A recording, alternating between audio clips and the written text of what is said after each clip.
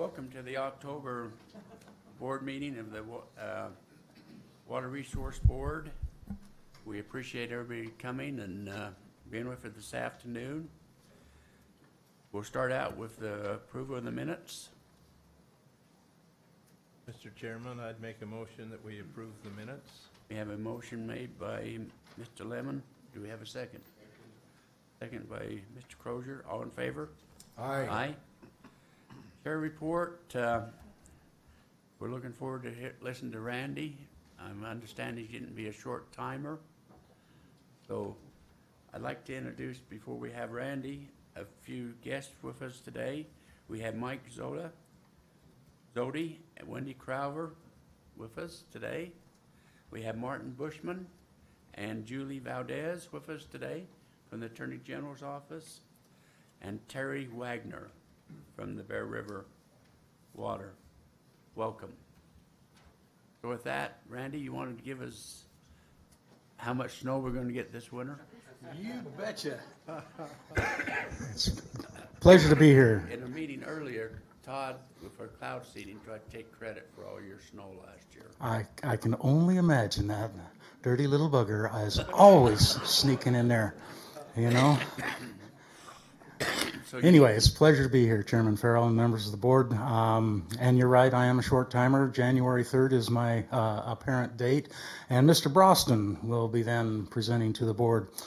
You can write this down in your notes right here. We normally call him the hairy little Norwegian. Absent that, his prognosticative capabilities are really good. We call him the Oracle of Oslo, or the Great Ooh. Yeah. So we'll make note of that. yes, indeed. If he comes, just go ooh. He'll appreciate that. This is Elizabeth Pass on October 4th, and the North Slope still has a great deal of the snowpack left. Probably will carry that through the winter. As we go, this is the peak snowpack from last year, and you can see, if you look at Utah, all the green dots, the dark green dots, and some of the blue dots, that basically I-70 north, we ended up with 150 to well over 200% of average snowpack. Not nearly as good as the Sierras, which really got pounded, but that was a fantastic year. So we look at, in terms of overall snowpack, really good. From I-70 south, we were average and just a little bit above. So the entire state was reasonably good this entire year. Take a look at current snowpack, and there's nothing. But normally we have nothing this time of year, so it's no big deal. If we take a look at water year stream flow as a percent of average, take a look at all the green dots, and as you get up toward the Cache Valley and places like that, they start going blue. The blue dots are well over 200% of average stream flow for the year. Those green dots are running 150, 175%.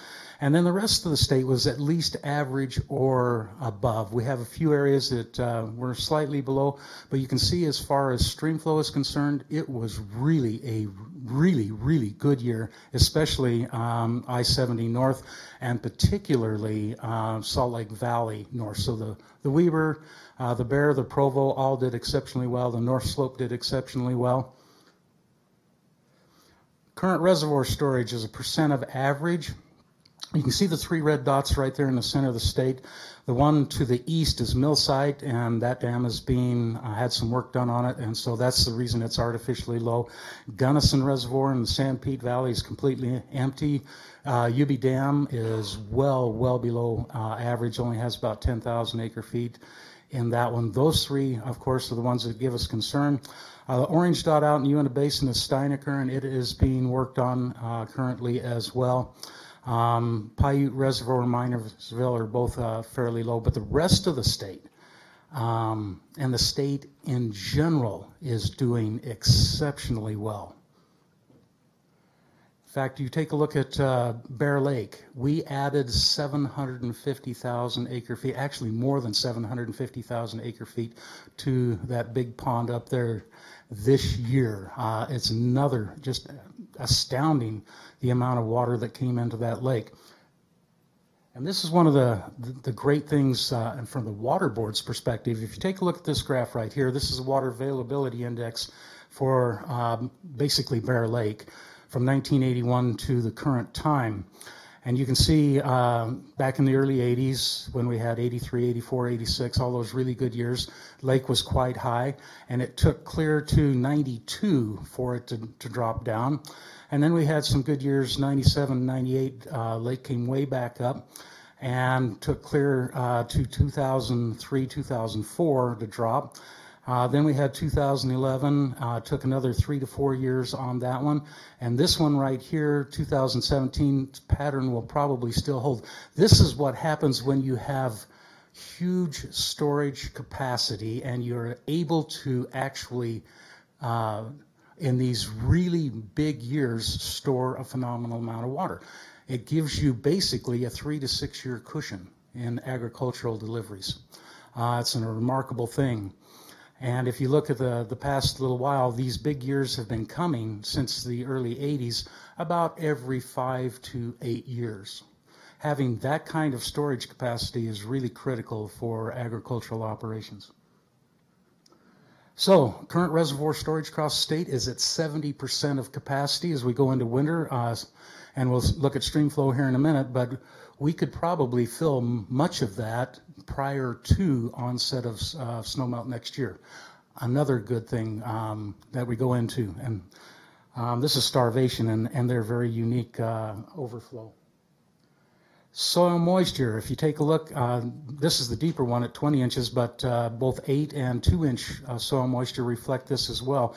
We're doing exceptionally well, much better than we have been in the past little while. Soil moisture, again, keeps that sponge wet, and next year you won't lose nearly as much of your snowmelt to saturating that as you normally would. So those are all good conditions.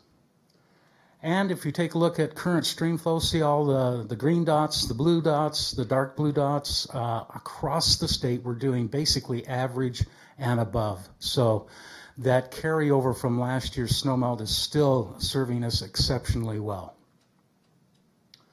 And if we look at the water availability index, this is current stream flow plus current reservoir storage. You can see the highlights in blue. 50% is what we would have as this is a percentile scale right here, so 50% is normal. Anything in blue is doing exceptionally well. The ones that aren't, eastern Uintah, again, that's due to Steinecker Reservoir. Lower Sevier, that's due to Sevier Bridge Reservoir. The Beaver and the Virgin are low, but not, and the Sanpete are all low. Everything in that 45 and up, at least average, and the ones that are in that blue color are doing outstandingly well. So across the state, we're looking in terms of water supply at being above normal. A good place to be. So finally, in order, and these are, I'm going to present these in order of perceived accuracy and reliability. We have the prognostications for the upcoming winter and what we're most likely to see. First, we have the Climate Prediction Center from NOAA. And if you take a look on the graph on the left, that's the temperature probability, and that's for December, January, and February, a big portion of our winter. And you can see we're expecting to be a little warmer than normal, so fairly mild condition. If you look on the graph on the right, that then is the probability of precipitation. It looks like much of Utah, and particularly northern Utah, has a greater than average chance of being above normal. And southern Utah, Arizona, Nevada all fall in the equally clueless category. So next, we have the Farmer's Almanac. And on temperature, they agree with Climate Prediction Center. On precipitation, they pretty well disagree. So take that with a grain of salt, okay? Then, of course, we have the woolly caterpillar. And if you'll take a look at this particular one, you can see that the orange band is much larger than normal, shrinking the black bands on each end. And he appears to be woollier than normal. According to the people who actually measure woolly caterpillars, we're in for a very, very severe winter. And the squirrel nut theory also seems to confirm the caterpillar's prediction as well. Yes, you can see that they're very orderly in their preparation for winter. And then, of course, we have Tosh Kano's weather predicting tortoise right here. His name is I is never wrong. And if you'll remember, Tosh's tortoise, this year he has eaten a lot early on and then basically gone into hibernation. And the interpretation thereof is that early severe winter with milder conditions or drought thereafter. And finally, we have the totally deranged. And you can take two things from this right here. Never get into a land war in East Asia, and never bet on the Vikings when they're playing the Packers. And this is my prediction, is we're going to have snow, it will be white, and it will be cold. Okay? And I've never been wrong either. Any questions, board? It's a pretty easy one. Coming off a fantastic year. We're in great shape, both in terms of reservoir storage, in terms of stream flow, in terms of soil moisture. The only thing lacking now is any predictive capability of what the winter is going to bring us, and it could range across the board. So, okay? Thank you, Randy. You're very welcome. Pleasure to be here. Will we see you in December before you leave? You bet. Where are we going to be? At this meeting? Here? Yeah. Okay, I'm in.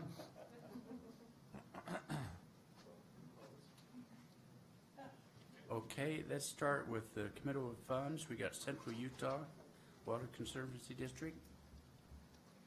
We have Roger Pearson with us representing Central Utah. Tom's going to make the presentation.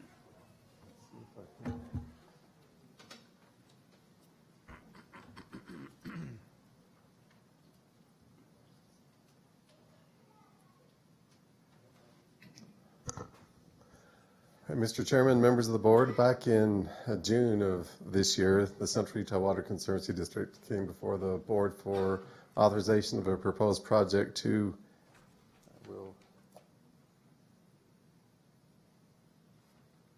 there we go, there's a map for you, to improve a few sections of the Timpanogos Canal with box culvert or concrete canal liner, and also enlarge a couple of different of their regulating ponds that serve their areas, including the secondary water users in the area.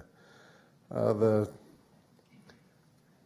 district has on board already a contractor who is mobilized and is working on the canal improvement project, so it's time to push for the committal of funds from the board. So the amount and the payment terms have not changed from authorization, so staff recommends the board commit 85% of the project costs up to $5,950,000, and that the bond indebtedness be returned at 1% interest over 20 years with annual payments of approximately $348,400, which includes reserves, and that's staff's report. Thank you. Roger, you got anything you'd like to say? No. Don't get too comfortable there. Any question from the board? I'd like to ask a question. What's the status of your permitting, and are you still on schedule? You know, you were going to try to start as soon as water was out. I would assume water's out. Where are we at on this thing? Are you still on board for getting done before water goes in next spring? Yeah, the contractor is mobilized, and they've started grubbing and filling in the canal so they can prepare for subgrade for the concrete. They anticipate being completed before April 15th. That's on the canal linings. With the pond enlargements, the pond enlargements are being paid for by the irrigation companies. We're in the process of we've gone to DOI, the Bureau, district staff, and we're working with Wasatch County right now to set up some times to visit with them about the pond enlargements, make sure that everything's good with them as far as flood control goes. And then we've still got to put together some repayment agreements with the irrigation companies. But each irrigation company has given us the go-ahead to draft those agreements. And so we're working on those draft agreements. And as soon as we have those, then we'll start working on those ponds. So what you'll be doing this winter then is basically the canal lining then, is that correct? Correct. And then we anticipate doing some work through the winter and spring on the ponds. But that probably will start after the first of the year or something. So. And just for the board's information, we're recommending that the full amount be committed with the understanding that we won't release any towards the ponds until those agreements and everything's in place. Being from Wasatch County and chairman of the Wasatch County Special Service District, dealing with water up there, and working with the district on this, I'm going to recuse myself from this discussion and turn it over to the vice chairman. Are there any other questions from the board for Roger or Tom? Yes, Juliet. So I don't have a question, but I'm just going to go ahead and recuse myself from the vote as well. Our policy and students working on an economic impact study from you, and just out of an abundance of caution, I won't vote. Thank you, Board Member Tennant. Any other comments or questions from the board? If not, I'd call for a motion on the project committal of funds. Mr. Vice Chairman, I'd make the motion that the board commit 85% of the project costs up to $5,950,000, and the bonded indebtedness be returned at 1% interest over 20 years with annual payments of approximately $348,400, including reserves. Is there a second to the motion? Second it. Norm Johnson seconds the motion. Any further discussion? Just a question, does our motion, Tom brought up the point that no state funds will be released until the pond work has been done. Do we need to include that in our motion, or is it fine the way it is? That's pretty standard practice for us. Staff just keeps track of those things and makes sure that we aren't releasing money before all the approvals and everything are ready to go. Any other questions on the motion? If not, all in favor of the motion say aye. Aye. Any opposed? Motion carries, and I will turn the chairmanship back to the chairman. Thank you. Good luck, Roger. The next is a special consideration, Richmond Irrigation Company. Tom, and with us we have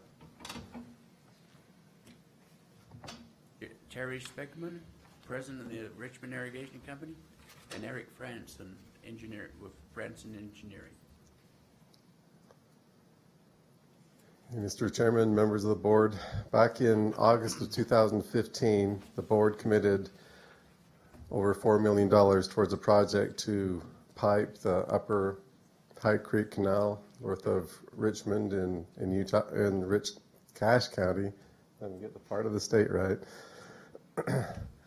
And that was to be, the canal was to be replaced with 32-inch to 12-inch HDPE pipe. That work has been done. Also included in the project is a diversion structure on High Creek and a regulating pond and 2 hydroelectric generation facilities. All of that work has been completed. There's a picture of one of the small the turbines right there. And the pipeline's been in operation for 2 seasons. However, the hydro part has just been put in operation this summer due to some ongoing negotiations with the electric, the purchasers. The regulating pond is mostly excavated into the hillside. If you look at this picture, or the picture of the pond just a few weeks ago, here's the inlet structure that the water will be released from the pond.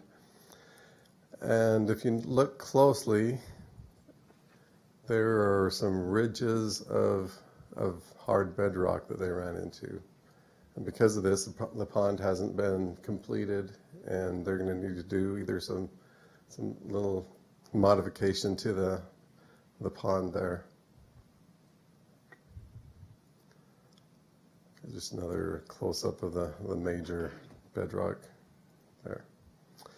This spring, during high runoff season, the new diversion, which is this structure right here, was almost washed out, and they had to dig an emergency bypass channel around to this side in order to save the structure.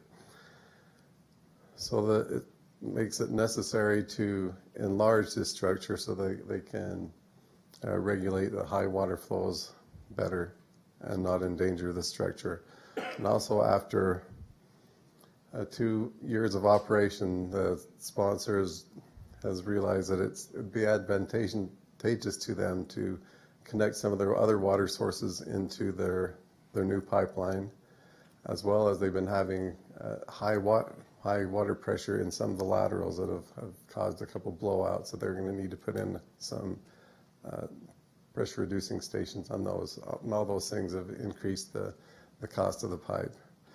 Just a little bit of an indication of how high the water got. If you look at the walkway here, there's material on there which shows you that the water was just flowing right over everything before they had a chance to dig the bypass channel.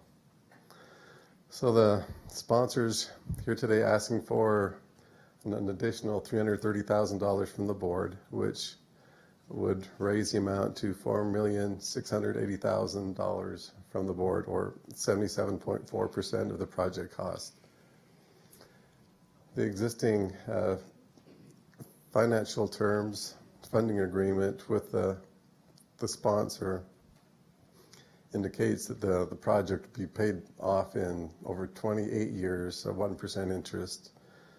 The staff is recommending that the board commit an additional $330,000 and amend the purchase agreement to state the board will provide the 77.4% of the project cost up to $4,680,000, and that the project be purchased at 1% interest over 20 or 30 years with annual payments of approximately $181,400 beginning in September of next year.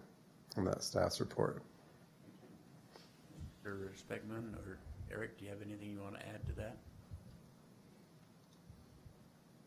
Seeing none, questions from the board?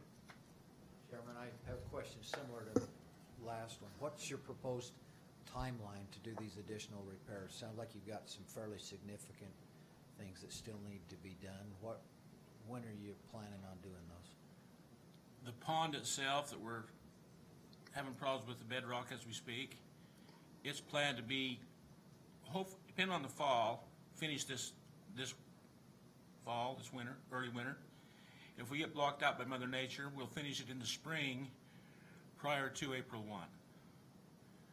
Now the bypass we talked about on where we had to cut that extra bypass, we're looking that we need to get that finished in November while our water flows are going to be at their lowest. You're going to fill that bypass back in and then extend your structure back, is that correct? Right now we're looking at a design to where we are going to keep that extra bypass and put a diversion at the head of the two so that we don't have to increase that structure so large, and we can just turn to that structure right there on our right, the water that we have allocated to us for irrigation. And any extra of that, depending on how much, we can send in the bypass so that we kind of protect the investment we have on the structure. And now on the pressure we talked about of the laterals, so we've got to put in some pressure reducing stations. That's planned to be done this fall and early next spring, everything prior to April 1. As much as we can get done this fall, depending on what Mother Nature does to us. Do you have authorization from your stockholders? Yes. wherewithal to do it. Yes. Just a comment, many of the board probably noticed what kind of runoff there was in Cache Valley in February last winter, and it was just absolutely amazing how fast the snowpack came off, and I can only imagine what it was doing to that structure. Might have been 1 in 100-year type of a situation, but when you get caught on that year, you're in trouble. We was within days or even hours of getting that bypass dug in there before it took the structure out. There was so much water. Have you got your power contracts in place on the turbines? Yes. Well, probably a foolish question. We have that contract in place, and we've got two monthly payments from power generation so far. And are you going to generate power year-round? On one of the structures, yes. The other one, we don't have the water right to do that after November 1 through April 1. We'd have to do some changing with the allocation there, or whatever that's called. But you will see a revenue stream year-round? Yes.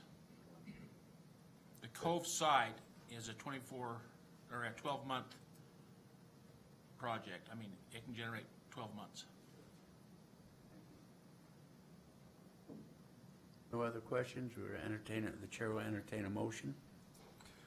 Mr. Chairman, I will make the motion that the board commit an additional $330,000 and amend the purchase agreement to state the board will provide 74.4% of the 77.4% of the project cost, up to $4,680,000, that the project will be purchased at 1% interest over 30 years with annual payments of approximately $181,400 beginning in September 2018. We have a motion. Do we have a second to that? Second it. We have a second by Mr. Lemon. Any discussion on the motion? Seeing none, all in favor? Aye. Any opposed? Thank you. Good luck. Thank you. The next Spanish Fork South Irrigation Company.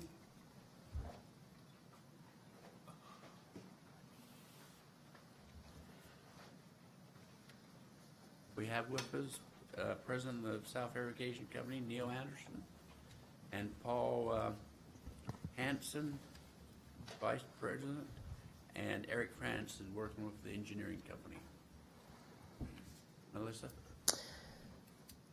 Mr. Chairman, members of the board, this project was already authorized by the board. It is a request from the applicant to replace over a mile of canal with pipeline. I'm going to see if yep.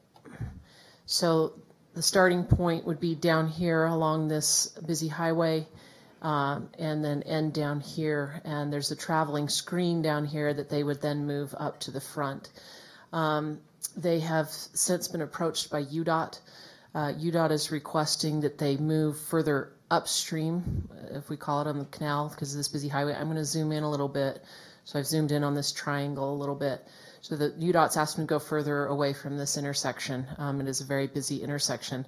Now I'm going to go to an actual picture in the plans. So you kind of notice this triangle here. That's where I'm going to be on the plans.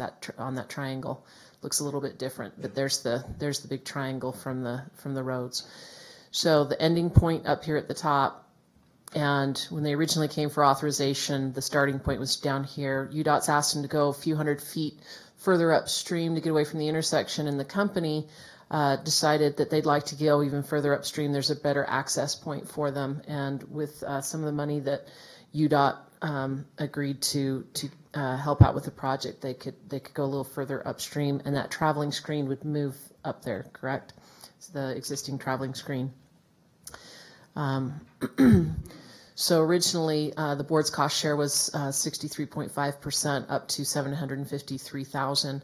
Staff recommends the board commit an additional $107,000 and amend the purchase agreement to state that the board will provide 60.1% of the project cost up to we didn't get that right down there below.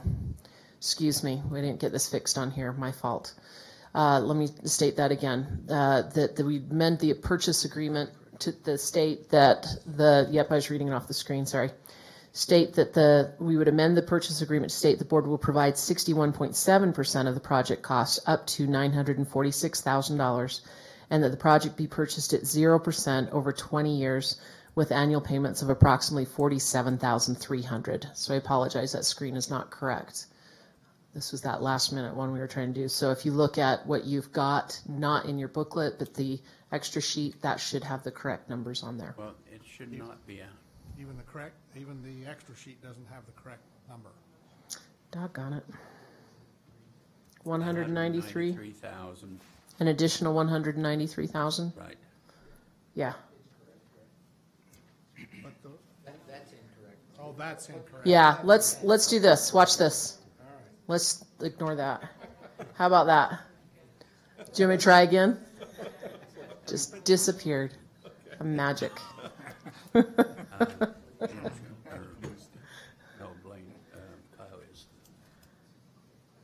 You got the right numbers. So do you want me to restate it, or are you okay? I think we're all right, are we? Okay. Sorry for that confusion. That's my fault. Thank you. Mr. Anderson, you have anything you want to add to this? I don't think so. I think she stated it well. I think this is a good project to cover that canal and get out of the risk of the safety hazard. Very much so. So, questions from the board? Seeing none, we'd entertain a motion. Mr. Chairman, I'll make the motion, and that is that the board commit an additional $193,000 and amend the purchase agreement to state the board will provide 61.7% of the project cost up to $946,000 and the project be purchased at 0% interest over 20 years with annual payments of approximately $47,300. We have a motion. Do we have a second? Second by Mr. Crozier. Any questions on the motion? None. All in favor? Aye. Any opposed? Thank you. Good luck. Thank you. Thank you. Yeah. Ephraim Irrigation Company.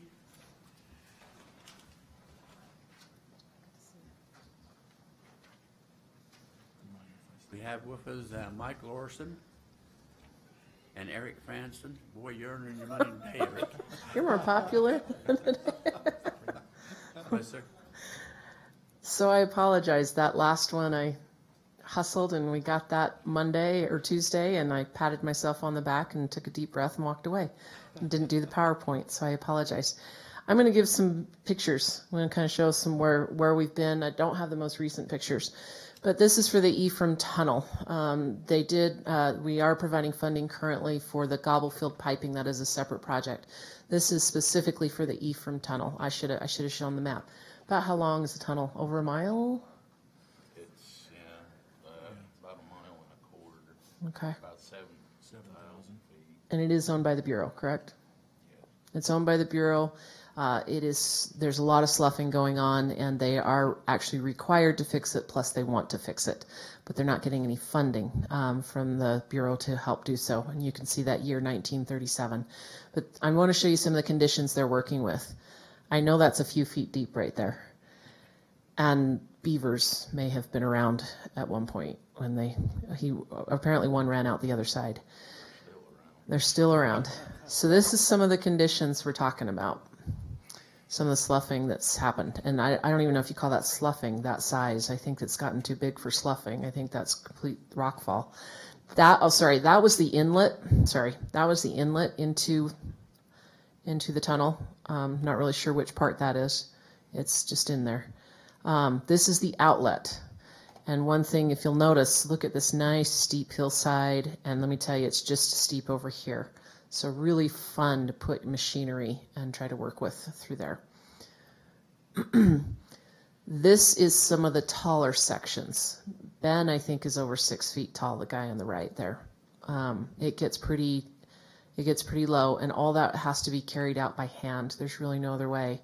And then it got pushed out by hand on these. They actually used existing rails on the inside and then extended them. I don't know if they've gotten their power winch up there. They've winch. got a local up there now. Do they? At this beginning point, they did not, and it was slightly uphill on the way out, and there was a guy that stands on the outside for safety. They always have one person on the outside of the tunnel in case something happens on the inside of the tunnel, and he had to be on the ready as soon as it came out to help grab this last little section here. So this is kind of some of the conditions they're working in. Plus, they generally can't get in until June or July. Is that about right? They can't turn the water out in the tunnel until the 1st of September. Oh, so it was more, it's not even the weather, it's the water, okay. So, this is when things started to get cleaned up. So a lot of work had been done, working on that, securing that pipe better. And then this is showing the 2 pipes. Is this the additional pipe they put in for the city at this point? Culinary line. Yeah. So that's some of the work that's been done so far. So there was last season, there's this season they're working, and of course they've already had snow. It melted, which is great, but then there's mud and trying to deal with that. So some pretty tough conditions. This is some of the pipe that will end up going in. And this was last year. They got a lot of pipe. So, and what the company is requesting is to delay a payment. There would be a payment this December that would be due, a principal payment. They had an interest-only payment last year. Because they've not had a chance to finish the project, that they haven't been able to finish the project and have full use of it.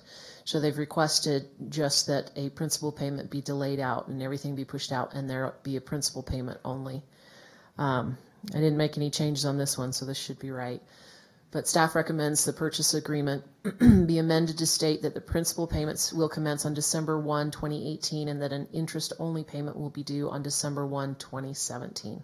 That's staff's report. Anything to add, Mr. Larson? We thought last year they pretty well had everything ready to go when they got in there this fall and actually tried to take the pipe through. There was a lot of areas they had to actually lower the track and take some rock and stuff out, so it's even delayed it farther than we had hoped. But it's something we need to get done. I mean, it's a big part of our water right and most of our lake water right. And we've been riding the contractor pretty hard, but they're dealing with some pretty unusual circumstances there. So. Well, you got part of the pipe in? They've got about 100 feet in right now. They grout it with cellular concrete, and I don't know if you're familiar with that. But they'll place a 120-foot test section. They're going to grout probably Friday and make sure everything works before they do a long section.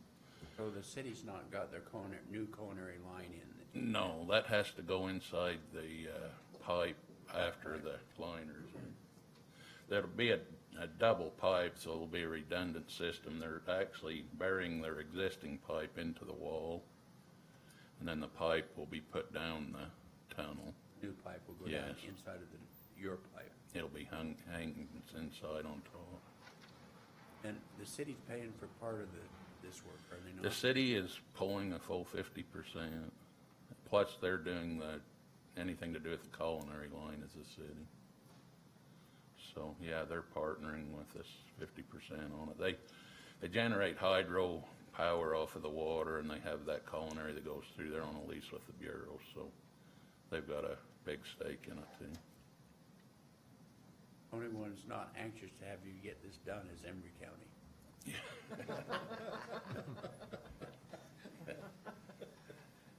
Any questions for? So Mike, what's your? It sounds like are they going to contractors still work on it all this winter long, or what's your working time frame? You There- said something about you can only work on it after September 1, or what is Yeah, the that timeline? September 1 is what the contract said is the first they could turn the water out, because that's our lake water. So that handicapped them a little bit on getting going. Last year, the winter didn't come quite as fast. This year, we've already had snow up there 3 or 4 times. The temperature is a lot lower this year than it was last year. So they're gonna go as long as they can, and as long as we can keep the road open. The goal is to finish this year. I hope it happens, but a lot of it depends on Mother Nature. The pipe's all purchased, it's ready to go. The contractor's there, Cell Creek, the cellular concrete contractor's there, so it's just, a lot of it just depends on Mother Nature. Are they working from the top going down, or are they going from the bottom up, or just? Cleaning, they drilling were down in going between? both directions. When they put the pipe in, it's all gotta come from the east side, because like Marissa showed you, the west portal is basically a drop-off. So they can't really, put pipe in from that side. At the outlet. Yeah. They're gonna grout from the outlet part way in, so they don't have to pump as far. But the pipe all has to come in from the inlet side. So they're gonna grout the existing tunnel before you put the pipe in? No, they put the liner in, and then the cellular concrete is pumped Oh, okay. around Into the to liner. ensure, encase the liner. That's where it gets most of its strength, is from the cellular concrete. Basically, there'll be no tunnel left, really. Yeah, it'll be a liner. Pipe. In case. Other questions? Chair, entertain a motion on this item? Mr. Chairman, I'd like to make a motion that the board amend the purchase agreement to state that the principal payments will commence on December 1st, 2018, and that an interest-only payment will be due on December 1st, 2017. Motion, do we have a second? Second. Mr. Stevens seconds it. Any discussion on the motion? All in favor? Aye. Aye. Any opposed?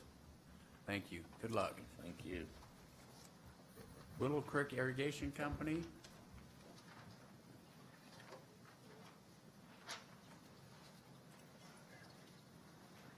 And we have with us Jeff Beck, Secretary Treasurer of the company.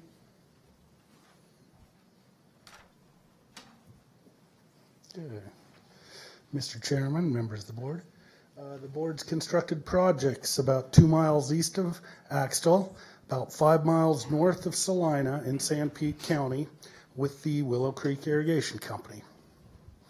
In 2005, the board funded a pressurized irrigation system serving about 1,200 acres of farmlands and 106 homes in the town of Axtell. Installed 3 miles of transmission pipeline, a 20-acre-foot regulating pond, and about 8 miles of distribution pipeline. And of the pictures I had, this was about the only nice-looking one. We put in a diversion on the creek there, a desilting structure, and trash rack, and this is the headline to the transmission pipe. In 2014, a local family made a diligence claim of 2.8 CFS affecting the applicant's water rights. Attorney's fees for the applicant to fight this claim have amounted to almost $50,000 this year, and the lawsuit is still not settled. The applicant is requesting its contract terms be amended to delay its 2017 payment of $47,200 by 1 year as it has spent its assessment savings on attorney's fees. And just as a little history, in 2014, the applicant requested a payment delay, similar to this, to remove large amount of silt from the reservoir. And this is just a few photos of back then. This is a picture from the outlet structure at Willow Creek Reservoir, and you can see there's about 8 to 10 feet of silt filling in right in front of the outlet structure and the base of the dam, and the middle of the whole reservoir is filled in with several feet of silt. And by delaying the payment, they're actually brought in scrapers, front end loaders, and this is about, the reservoir is about completed here. And here's the reservoir restored back to about 1,300 acre feet. So they used the money well with that last payment delay. The original loan of $1,048,000 is to be returned at 1% interest over 25 years, with annual payments increasing from approximately $45,100 to $50,600. The current balance of the loan is about $699,688, with 16 payments remaining. Staff recommends the purchase agreement be amended to state that the principal payments be delayed 1 year. Principal payments will resume in 2018, with annual payments increasing from $47,200 to $50,600, and the balance will be paid in the final year. An interest-only payment will be due in 2017. That is staff's report. Thank you. Beck, do you have anything you want to add to that? Just that, we've had, our normal operating expenses are pretty minimal on this system, and so most of our assessments go to pay this loan annually, and so the latest bill I've got up through the end of August is $58,000 is what we've been billed so far in this current year, and we're just trying to figure out how to get things in so that we can smooth out this impact to the shareholders over a period of years rather than face this all at once this year. We're trying, our collateral for our loan is our water right, and so we're trying to protect that water right from what we feel is an unjust incursion on it, and hopefully we can get that sorted out without spending very much more money, but I don't really know for sure. Now, Russell said it's not, the dispute has not been settled yet. It has not been settled yet. We've tried to work out a settlement directly with the other parties, and so far that hasn't succeeded. And what will happen if you don't get this settled for a number of years and you still continue to raise the legal fees, incur the legal fees? At some point we're going to have to make a decision whether we can afford to continue it at all, but we're hoping that we can get something. For what we've paid for is a lot of the background work that will have to be done to reach a judgment on it through court, and we're hoping that one way or the other we really won't have to spend incurred much most of more the cost already. Hopefully we've borne most of the cost for the legal experts and that to get a settlement up to this point already. Thank you. Any other question from the board? Seeing none, we'd entertain a motion. Chairman, I'd like to make a motion that the purchase agreement be amended to state that the principal payment be delayed 1 year.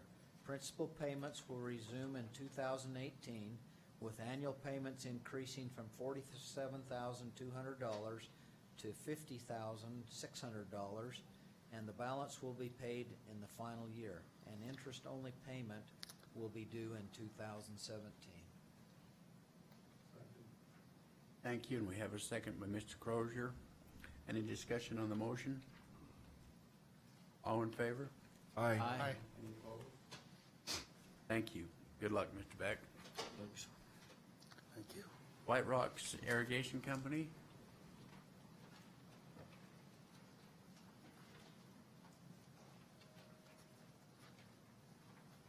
We have with us Chris Walker, president of the company, and Tyson Murray, president of the company. We got two irrigation companies involved here. Welcome. Thank you. Tom? Yeah, Mr. Chairman, members of the board, in March of 2017, the board committed just over $1.75 million towards a piping project to pipe about 10 miles of the Whiterocks Canal, which is the canal on your left here, from La Pointe Reservoir down to through their main part of their service area, and also to pipe about 3.5 miles of the Mosby Canal, which goes from a red wash reservoir down through their service area. An agreement with the companies, they went together and got a salinity grant, so they joined together to obtain that funding. But the companies are working on an agreement which would state that each company would pay for each part of their own part of the project. So, for example, the Whiterocks part would pay for the piping the Whiterocks Canal and their portion of the combined lower pipeline, and the Mosby would pay for their part. When the bid prices came in about as expected, so there's not a problem with the overall funding of the project. It's just that the Mosby side ended up having to come up with more than they expected, about 20% of the total project cost versus the 15% that they were expecting. The Mosby shareholders had approved the increase to pay for the 15%, but this added percentage, they felt that it was too much for them to handle. In light of the board helped fund the construction of Red Wash Reservoir. And so Mosby Irrigation is paying for that project also. And in 2021, their annual payment on that project will rise $35,000 from the existing about $57,000 that it is now. And it increases every 10 years after that, up to final payments of about $195,000. So it's really kind of a burden, because they're not really getting any additional benefit from that project. So in light of that increase in 2021 and with this new project, they will have to increase their assessments, which currently are about $30 per share, and there's about 1 share per acre. So they're requesting a change in the purchase terms from the project, from extending it from 20-year repayment to 30-year repayment. So staff recommends the board amend the purchase agreement to state the project will be purchased at 1% interest over 30 years with annual payments of approximately $69,200. This will lower the annual payment from about $99,000 to the $69,200, but it will give the Mosby shareholders a break that they will need. They'll still end up having to raise their assessments 50% to take care of this project plus the red wash. So that's staff's report. Thank you. Or do you have anything, Walker? Do you have anything you want to add to it? Not really. He said about everything. Mr. Murray, you again? No, I think he covered it. He covered it pretty good. Hey, any question from the board on this project?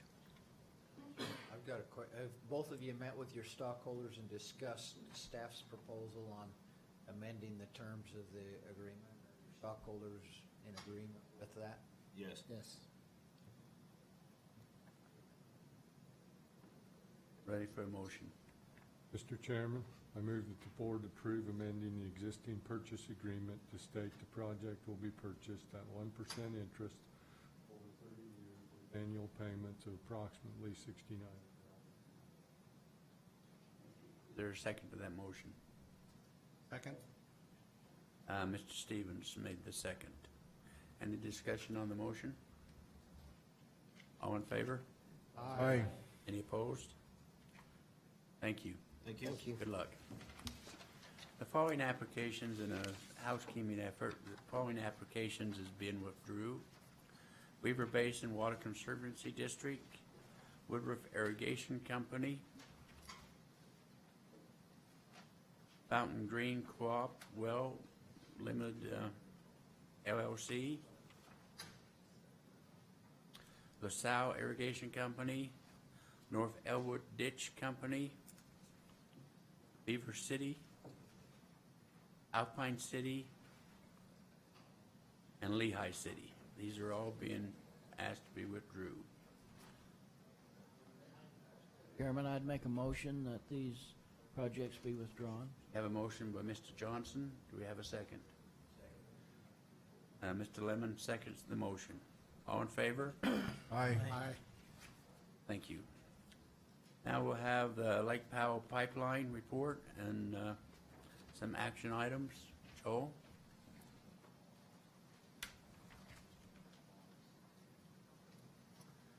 Thank you, Mr. Chairman, members of the board. Just a little update on the project. We are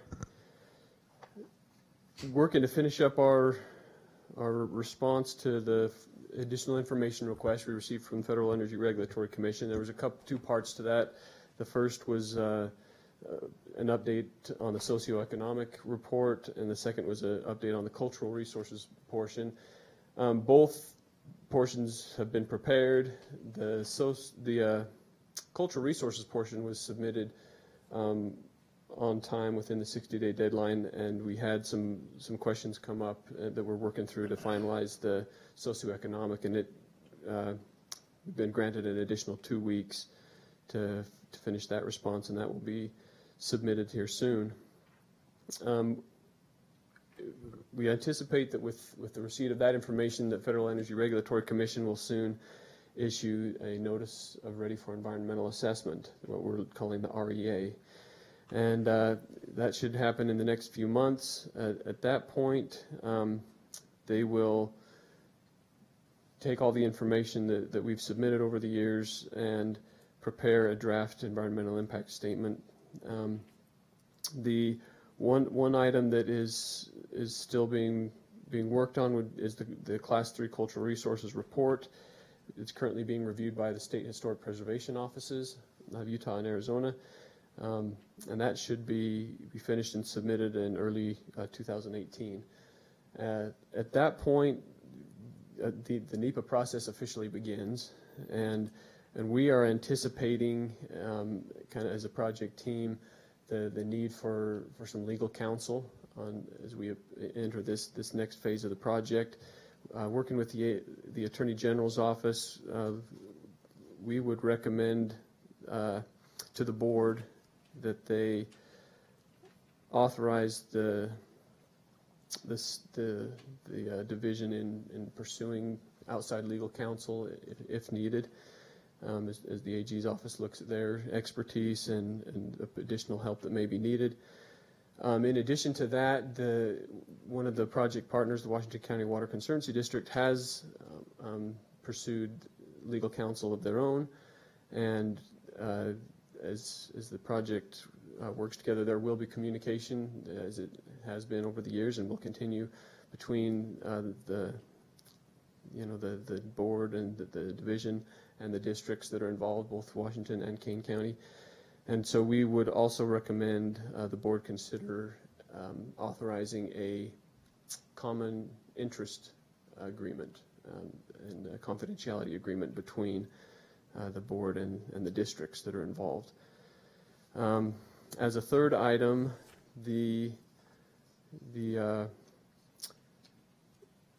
in our negotiation, we're preparing for negotiations with Bureau of Reclamation on the water exchange, the water exchange agreement that will take place for us to be able to use the water for this project.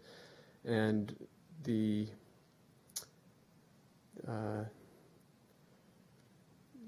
we would also, the staff would recommend that the board authorize the division director to participate in those negotiations with Reclamation for that water right exchange.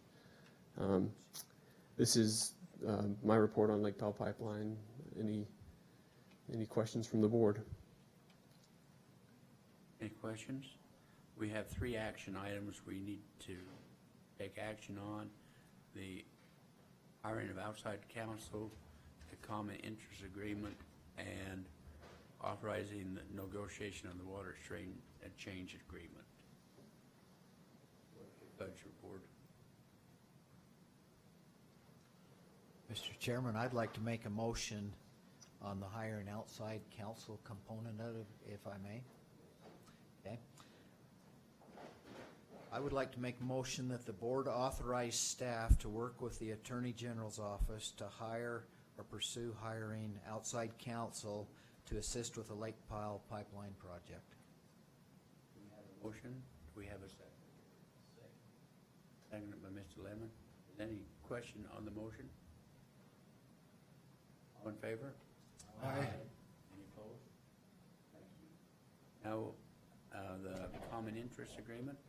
Mr. Chairman, I'd like to make a motion that we authorize staff and the Attorney General's office to create common interest agreements with Kane and Washington Counties Water Conservancy Districts.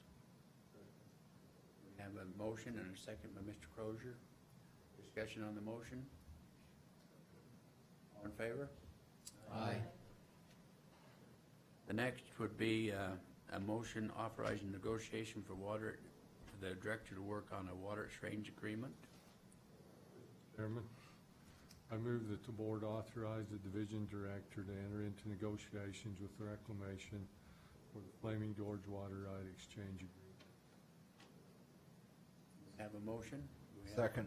Second by Mr. Holmgreen. Too close. All in favor? Aye. Any opposed? Thank you, Joe. The water use and conservation report. We did something wrong, Julie.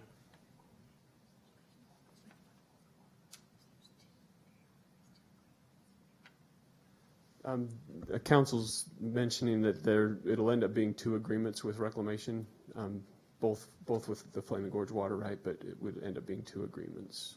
So, Water use and conservation report. Rachel. Welcome. Thank you.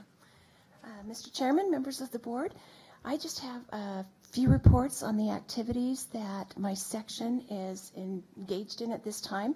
One of them is the water use report that is compiled and presented by the Division of Water Resources. That draft report was finished in June of this year and is in the process of being reviewed by a third-party engineering contractor that we have contracted with to review both the content of the data that we compiled and the process which we use to compile that data, to collect it, and to calculate the water use statewide. The contractors are in the process of reviewing that, and we anticipate that that will be completed by the end of this year. With the recommendations that come out of that review process, we plan to finish that water use report and publish it in the spring of 2018. We are also in the process of working with the Division of Water Rights to review the 2016 water use data. One of the recommendations that came out of the 2015 legislative audit was that Water Rights hire some additional staff to do a quality control review of the data annually. Water Rights is in the process of doing that, and we are coordinating with them in that effort. So we are working with them to show them what our 5-year our 5-year review consisted of, the items that we looked for, the flags that triggered us regarding data that we thought was of poor quality. They are incorporating those review processes themselves, and I have to say that I'm very pleased. The 2016 data is probably an order of magnitude better than the 2015 data was on the initial data that we saw from them. In 2015, we worked with about 250 water systems to correct erroneous data. This year, when we looked at it after Water Rights had worked with them, it's about 40 or 50 systems. So vastly improved. We're very pleased with that. I also wanted to report on the collaboration that is occurring between Water Rights, the Division of Drinking Water, and the Division of Water Resources. We have ongoing meetings between the three agencies, and we are working very closely together and very well together with great results since probably probably March this year and going forward.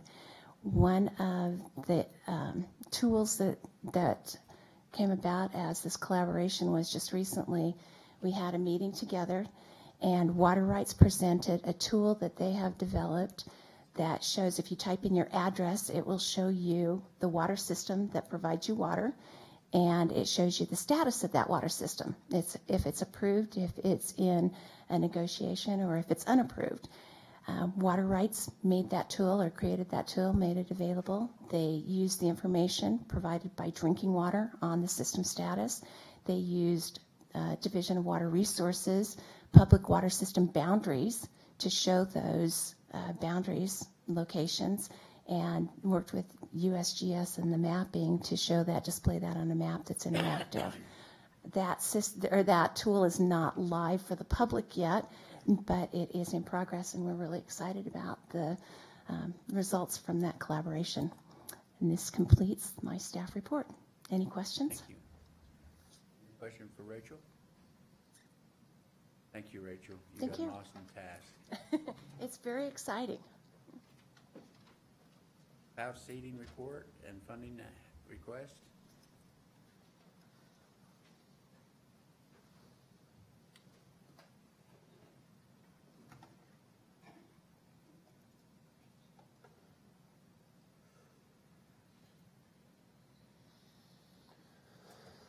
Chairman and members of the board, despite what Randy Julander said, he's left, but it was all cloud seeding last year.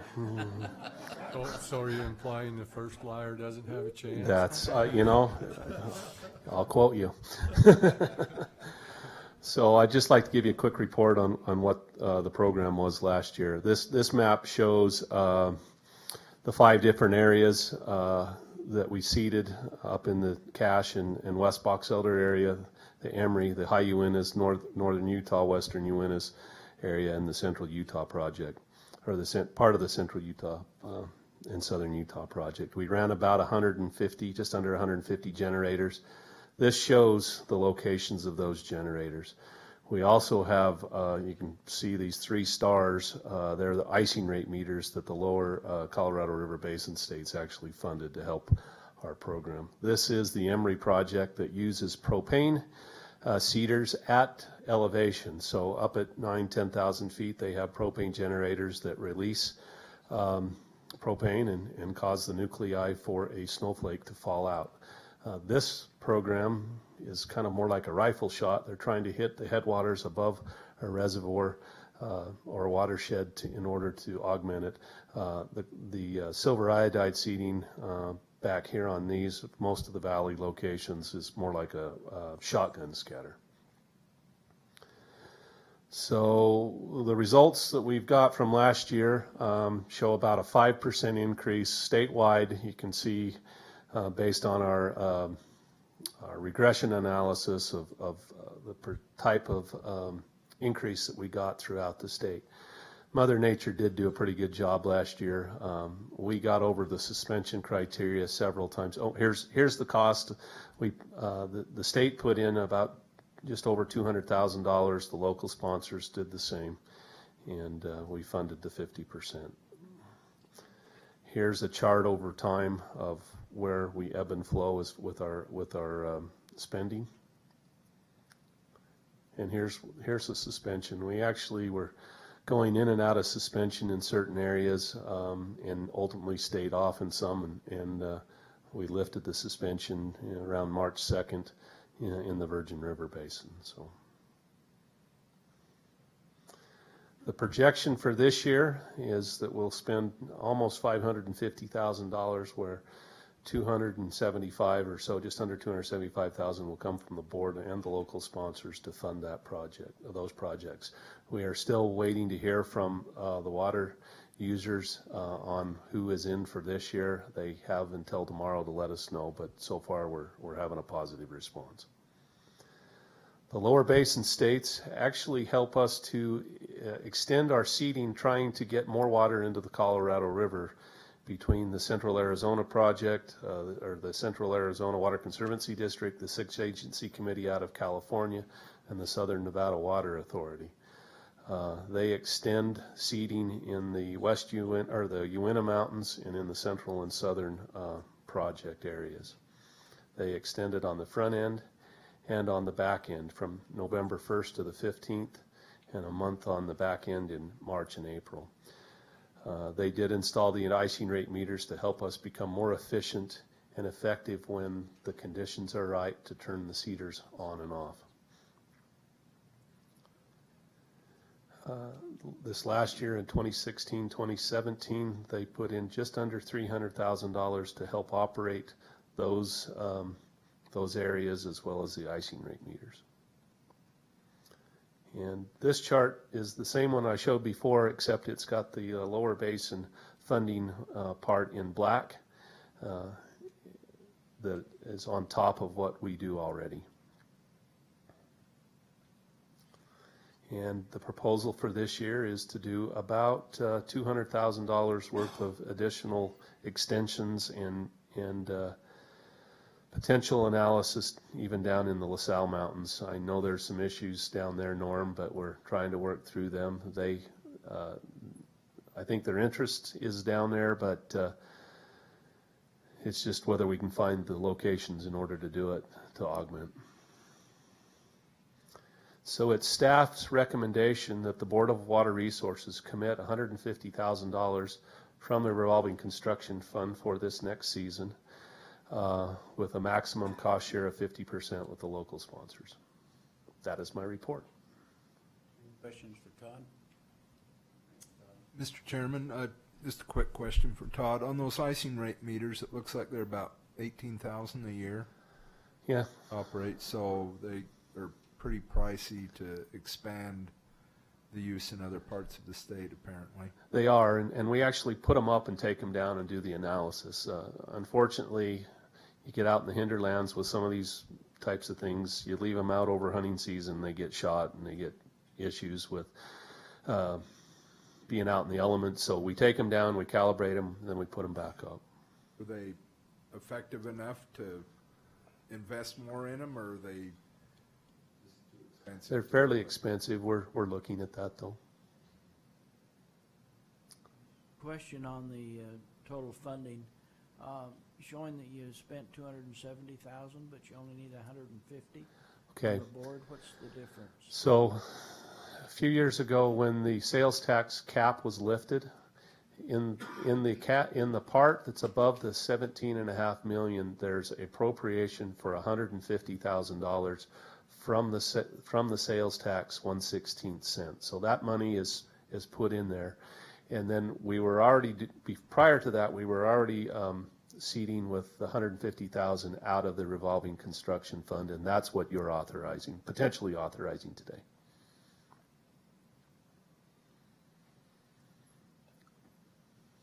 Questions? Is there a motion to $1,000? I'll make the motion, but Todd just took the wording down. Oh, sorry. I'll put it back up.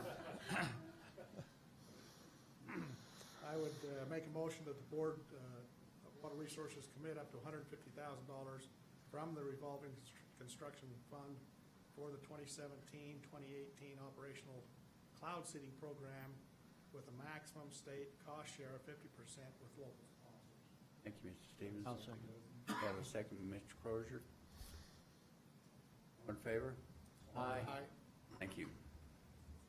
We have a resolution before you dealing with electronic meetings. This resolution will serve until we get a new rule approved. and placed it in.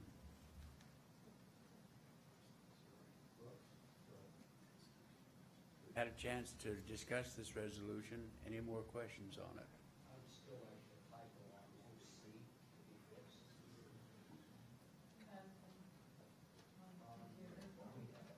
Not on the paper, but.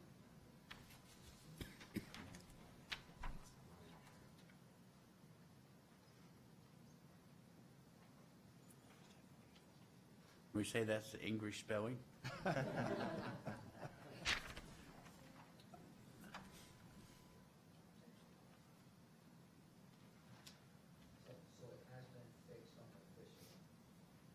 That being the case, then, Mr. Chairman, I'd like to make a motion that that the board adopt the resolution, hold meetings electronically, telephonically on occasion, that we be able to do so from this time forth until the time that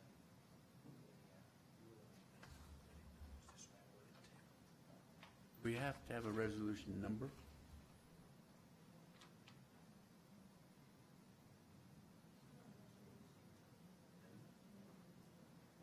A number on the rule, but we don't do enough resolutions to number them. So, Blaine, just one addition. We'd like to have authorization from the board to enter into the rulemaking and then hold that type of meeting until such time as those rules are I'll in modify place. my motion then to include that the board give the division authorization to enter into the rulemaking process to adopt the rule to allow that. And I'll second all that good stuff. We got a motion and a second by Norm Johnson. Discussion on the motion or question on the motion? All in favor? Aye. Thank you. Director's report, Mr. Nellis? Yep. So there have been several things that have happened on the Colorado River. I'll start with those first. Big things that got some press and attention.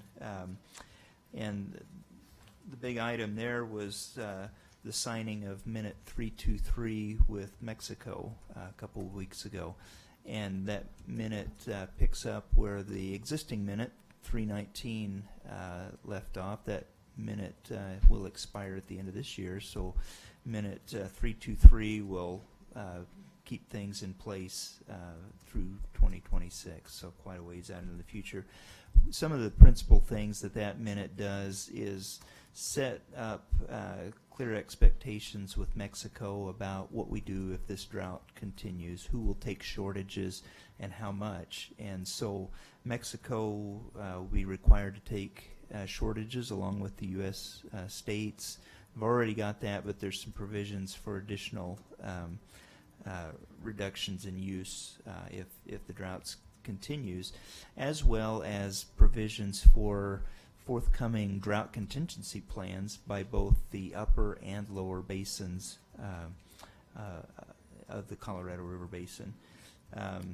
Lower Basin really is the one that is included in 323, but those are efforts that we're working on together, the upper and lower basins, to try to get that done. We expect the drought contingency planning to be complete sometime in mid next year, and at that time then those drought contingency plans would be become part of the provisions of that minute.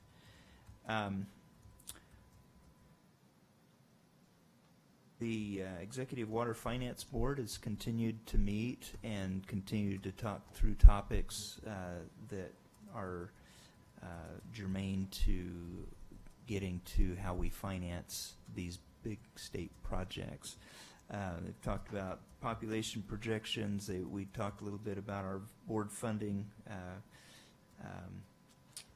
programs. Drinking water and water quality will be in at some point to talk to them about that also. We've talked quite a bit about water data, how much water is used, how much conservation can do for us, and also about water use comparisons. We've talked an awful lot about the water data. So we will continue to meet and at some point get more into the economics and how we fund these projects is the direction that I see things going. The Water Summit that's held each year will be held October 24th in Provo. I don't think we've talked much with you about that yet, but would invite you and make it possible for you to attend if you would like to do that. So that will be coming up towards the end of the month. We'll get some more information for you, see what your interest is. So with that, Mr. Chairman, that's my report. Thank you. Questions for the director? Is Mexico still storing water? They are. So, and what that results from, the water that's there now is from the earthquake that happened in Mexico. I'm trying to remember exactly when the date was, but anyway, it disabled their irrigation systems, and in the interest of helping them out in that situation, the U.S. agreed to allow them to store water in Lake Mead, the water that they would have otherwise lost because of not being able to deliver, as well as giving a provision to them like the lower basin states have right now to, if they want to cut back their use for certain reasons, they can store that water in Lake Mead, and that's called intentionally created surplus. And so we have that for the U.S., then we have ICMS, so intentionally created Mexican surplus, and that's also addressed in 323. So thanks for that question, Randy.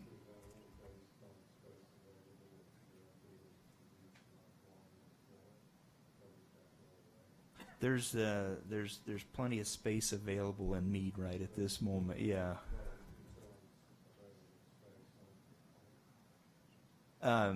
It would be. So if we got to the point that it started spilling, that would go away. Yes.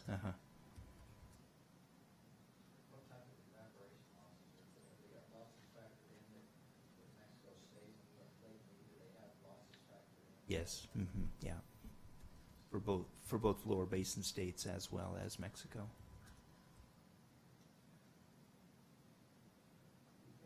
Okay, you're welcome. If there's nothing else for the board to discuss today, we'll entertain a motion to adjourn until December 7th.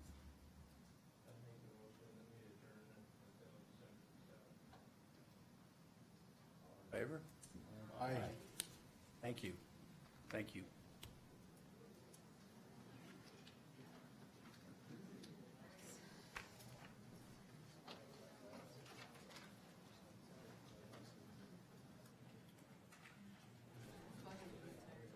No picture shows today.